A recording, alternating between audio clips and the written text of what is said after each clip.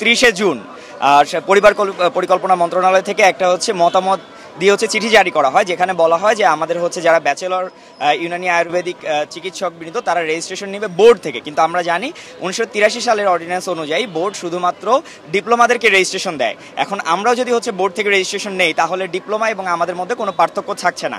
এবং 1996 সালের আইন অনুযায়ী আমাদের হচ্ছে অস্থায়ী আমাদের রেজিস্ট্রেশন দেওয়ার কথা হচ্ছে ডিজি হেলথ থেকে, এবং সেটাই আমরা পেয়ে আসছি যতদিন না পর্যন্ত আমাদের নিজস্ব আইন কাউন্সিল না হচ্ছে। তো আমাদের এখন দাবি আমাদেরকে নিজস্ব একটা আইন কাউন্সিল করে দেওয়া, এবং এটাই আমাদের হচ্ছে একমাত্র দাবি, এবং যে অবৈধ চিঠিটা দেওয়া হয়েছে সেই চিঠিটা অবিলম্বে বাতিল করা। 1996 সালের আইন অনুযায়ী আমাদেরকে বলা হয়েছে যে কাউন্সিল না হওয়া পর্যন্ত, এই অন্তর্বর্তীকালীন সময়ে কাউন্সিল হওয়ার আগ পর্যন্ত আমাদেরকে স্বাস্থ্য অধিদপ্তর থেকে রেজিস্ট্রেশন প্রদান করা হবে। কিন্তু বোর্ড থেকে হচ্ছে 1986 সালের আইন অনুযায়ী তারা ডিপ্লোমাদেরকে রেজিস্ট্রেশন দিবে। এখন আমাদের নতুন চিঠিতে বলা হয়েছে আমাদেরকে যেন বোর্ড থেকে নেওয়া হয়। তো আমরা যদি বোর্ড থেকে নেই তাহলে তো দুটো আইন সাংঘর্ষিক হয়ে যাচ্ছে। যত আন্দোলন করতে হয় আমরা আমৃত্যু এই আন্দোলন করে যাব, কারণ এই দাবি আমাদের প্রাণের দাবি। এই কাউন্সিল না হওয়ার কারণে আমাদের গ্রাজুয়েটরা বিভিন্ন জায়গায় বিভিন্নভাবে হয়রানি হচ্ছে।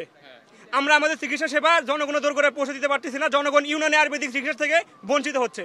আমরা চাই এই দেশের 28% মানুষ ইউনানি আয়ুর্বেদিক বিজ্ঞানসম্মত চিকিৎসা নিয়ে থাকে, যার গ্রামীণ অঞ্চলের প্রায় 80% মানুষ ইউনানি এবং আয়ুর্বেদিক চিকিৎসা নিয়ে থাকে এবং সুফল পায়, যেখানে কোনো পার্শ্ব প্রতিক্রিয়া নাই, এবং এটা অনুমোদিত।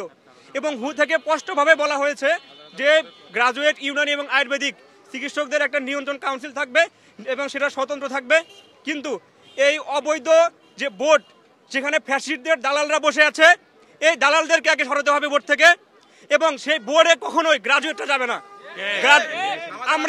আমরা ভর্তি পরীক্ষা দিয়েছি ডিজির যে সার্কুলার, সেই সার্কুলারে আমরা ভর্তি পরীক্ষা দিয়ে আমাদের যোগ্যতা প্রমাণ দিয়ে আমরা হচ্ছে গ্রাজুয়েট হিসেবে বিইএমএস এবং বিএমএস এর পড়ার জন্য আমরা এখানে ভর্তি হয়েছি।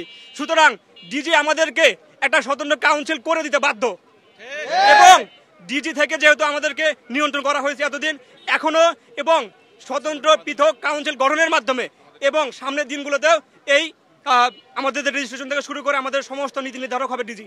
আমরা বোর্ডে যাব না, বোর্ড নিয়ন্ত্রণ করে ডিপ্লোমাদের, বোর্ড কখনোই গ্রাজুয়েটদের নিয়ন্ত্রণ করতে পারে না।